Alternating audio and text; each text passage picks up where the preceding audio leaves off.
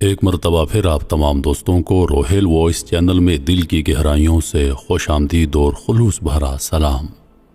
اہم سوالات جن کی وضاحت درکار ہے۔ امریکی ڈالر پر مصری احرام کیوں موجود ہے؟ 56 ممالک نے معاہدہ کیوں کیا جو ان کو انٹارکٹیکا میں داخلے سے روکتا ہے؟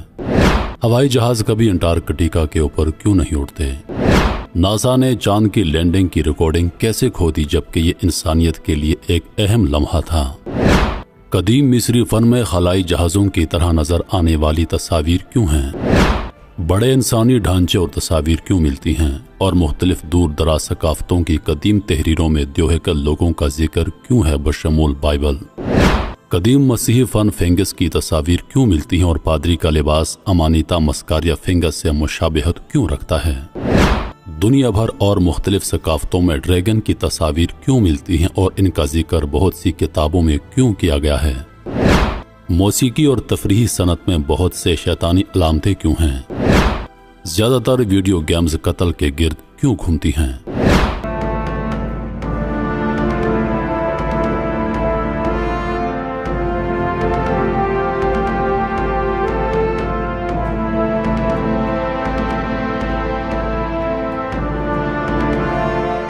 ڈالر کے نوٹ پر مصری اہرام پیرامڈ کی موجودگی کا تعلق قدیم مصری تہذیب یا اہرام مصر سے نہیں بلکہ اس کے پیچھے کئی وجوہات اور علامتیں ہیں جس کو ہم شیطانی تنظیم کہتے ہیں اس کی طرف اشارہ کرتی ہیں۔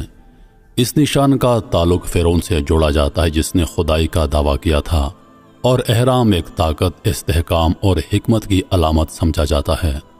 آپ دیکھ سکتے ہیں کہ احرام کو ادھورا دکھایا گیا ہے جس کا مطلب ہے کہ یہ طاقتیں ابھی ترقی کر رہی ہیں اور آنے والے وقت میں مضبوط ہو کر دنیا پر حکمرانی کریں گی۔ احرام کے اوپر ایک آنکھ ہے جس کا مطلب ہے کہ یہ آنکھ سب کچھ دیکھ رہی ہے اور اسلام میں دجال کو ایک آنکھ والا کہا گیا ہے، یعنی دجال سب کچھ دیکھ رہا ہے۔ ڈالر کے نوٹ پر موجود اس علامت کے نیچے لاطینی عبارت نووس اوڈو سوکلورم لکھی ہوئی ہے جس کا مطلب ہے نیا عالمی نظام، اور ہم سب جانتے ہیں کہ جب دجال آئے گا تو اس کی ایک حکومت اور ایک الگ نظام ہوگا۔ مصری احرام کی موجودگی امریکی ڈالر پر محض ایک اتفاق نہیں بلکہ اس کے پیچھے کئی تاریخی، نظریاتی اور علامتی وجوہات ہیں۔ ہوائی جہاز انٹارکٹیکا کے اوپر بہت کم اڑتے ہیں اور اس کے پیچھے کئی وجوہات ہیں جن میں موسمی حالات، حفاظتی تدابیر اور جغرافیائی عوامل شامل ہیں۔ انٹارکٹیکا دنیا کا سب سے سرد اور برفانی خطہ ہے جہاں موسم انتہائی سخت ہوتا ہے۔ یہاں کے سرد ترین موسم، شدید برفانی ہوائیں اور برفانی طوفانی ہوائیں جہاز کی پرواز کو مشکل بنا دیتے ہیں۔ انٹارکٹیکا میں موسم کی پیشن گوئی بھی مشکل ہوتی ہے جس سے پرواز کی حفاظت پر منفی اثر پڑتا ہے۔ انٹارکٹیکا کے علاقے میں زیادہ تر جگہیں بے آباد اور برف سے ڈھکی ہوئی ہیں۔ اگر کوئی ہوائی جہاز ایمرجنسی لینڈنگ کرنی پڑے تو وہاں کوئی مناسب رن وے یا ایمرجنسی سہولیات موجود نہیں ہوتی۔ اس وجہ سے ایمرجنسی کی صورت میں مسافروں کی جان کو خطرہ لاحق ہو سکتا ہے۔ زیادہ تر بین الاقوامی پروازیں شمالی نصف کرہ میں ہوتی ہیں جہاں زیادہ تر ممالک اور اہم شہر واقع ہیں۔ انٹارکٹیکا کے اوپر سے پرواز کرنا زیادہ تر فلائٹ راستوں کے لیے عملی نہیں ہوتا۔ اس کے علاوہ انٹارکٹیکا کے اوپر سے اڑنے والے طویل راستے بھی موجود نہیں ہوتے۔ انٹارکٹیکا کے علاقے میں نیویگیشن اور کمیونیکیشن کی سہولیات محدود ہوتی ہیں۔ یہاں زمین سے کمیونیکیشن سیٹلائٹس کی کوریج بھی محدود ہوتی ہے جس سے پائلٹس اور ایئر ٹریفک کنٹرولر کے درمیان رابطہ مشکل ہو جاتا ہے۔ جی پی ایس نیویگیشن بھی اس علاقے میں کمزور ہو سکتی ہے۔ ناسا نے چاند کی لینڈنگ کی ریکارڈنگ کیسے کھو دی؟ چاند کی لینڈنگ جو 20 جولائی 1969 کو اپولو 11 مشن کے دوران ہوئی تھی انسانی تاریخ کا ایک اہم لمحہ تھا۔ تاہم ناسا نے اس تاریخی واقعے کی اصل ویڈیو ریکارڈنگ کھو دی۔ اس کے پیچھے کئی وجوہات ہو سکتی ہیں۔ اپولو 11 کی چاند پر لینڈنگ کی ویڈیو ٹیلی ویژن کے لیے اسپیشل فارمیٹ میں ریکارڈ کی گئی تھی۔ یہ ویڈیو سگنلز ویسٹنگ ہاؤس کے بنائے گئے سلو سکین کنورٹر سے گزر کر ٹی وی براڈ کاسٹ کے لیے موزوں بنائے گئے تھے۔ اس دوران کچھ کوالٹی کھو گئی تھی۔ بعد میں اس ویڈیو کو مختلف ٹیپ فارمیٹس میں ریکارڈ کیا گیا تھا۔ 1960 اور 1970 کی دہائیوں میں ناسا کے پاس بڑی تعداد میں ویڈیو ٹیپس تھیں۔ उस वक्त के दौरान टेप्स पर नई रिकॉर्डिंग की जा रही थी और पुरानी टेप्स को दोबारा इस्तेमाल किया जा रहा था। नासा ने मुमकिना तौर पर उन टेप्स को दोबारा इस्तेमाल कर लिया होगा। आर्काइव का मुनासिब तरीके से ना होना और टेपों का रिकॉर्ड ना रखना भी एक बड़ी वजह हो सकती है। इन टेप्स को महफूज रखने के लिए मुनासिब इंतजामात ना होने की वजह से यह रिकॉर्डिंग ज़ाया हो गई।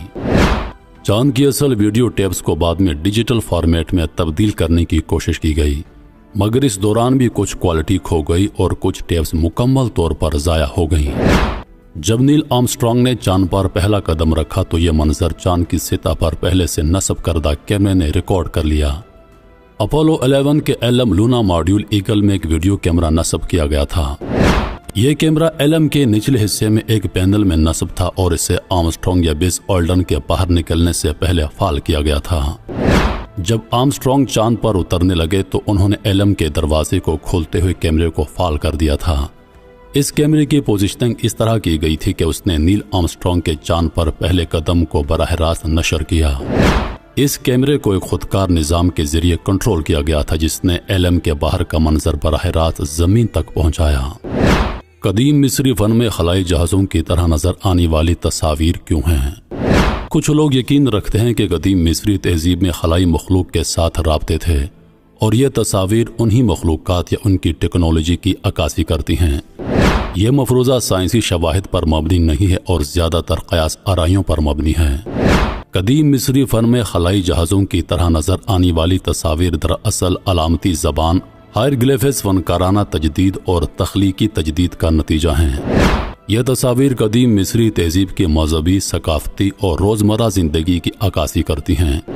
इनको मौजूदा दौर की टेक्नोलॉजी से जोड़ना एक तारीख़ी और इल्मी मुगालता है और इन तस्वीर को उनके असल तारीख़ी और सकाफती सियाको सबाक में समझना ज़रूरी है। बड़े इंसानी ढांचे और तस्वीर क्यों मिलती हैं और मुख्तलिफ दूर दराज सकाफ़तों की कदीम तहरीरों में द्योहे कल लोगों का जिक्र क्यों है बशमूल बाइबल? अल्लाह ताला ने कुरान में कौम आद का जिक्र किया है कि वो मजबूत जिसामत और ताकत के मालिक थे, जैसा कि उनकी जो वाक़यात दरियाफ्त हुई हैं उनमें हम साफ देख सकते हैं। कहते हैं शुरू में इंसान का कद 10 से 12 गज या मीटर का होता था और इंसान की उम्र 500 से 1000 साल पर मबनी होती थी। जैसे जैसे ज़माना क़यामत के करीब होता गया, वक्त गुजरता गया, इंसान की उम्र, उसकी जिसामत और कद भी छोटा होता गया। कदीम मसीह फ़न में फिंगस की तस्वीर क्यों मिलती हैं और पादरी का लिबास अमानिता मस्कारिया फिंगस से मुशाबिहत क्यों रखता है? अमानिता मुस्कारिया एक मखसूस फिंगस है जो सुर्ख टोपी पर सफ़ेद धब्बों के साथ पहचानी जाती हैं। इसकी शबीह कदीम मज़ाहिब और रिवायात में मुख्तलिफ अलामतों के तौर पर इस्तेमाल होती रही हैं।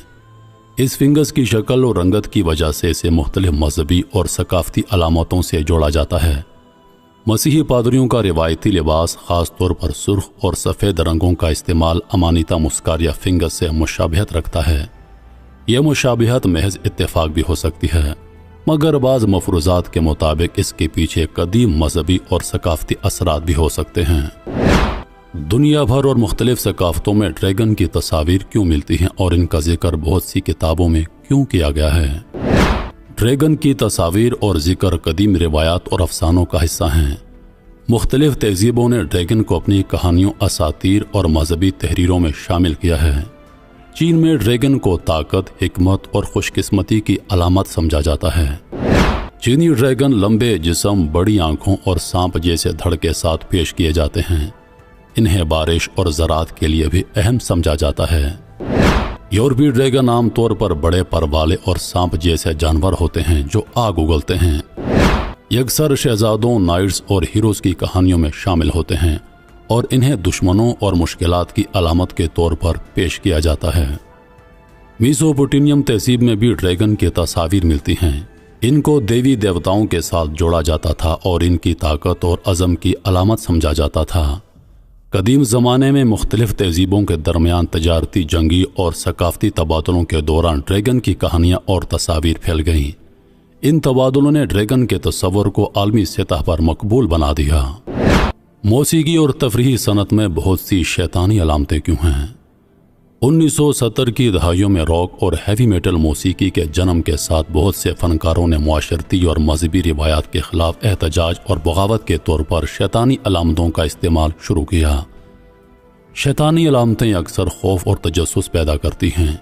इंसानों की फितरी तजस्सुस और गैर मरई ताकतों के बारे में दिलचस्पी ने इन अलामतों की मकबूलियत में इजाफा किया है।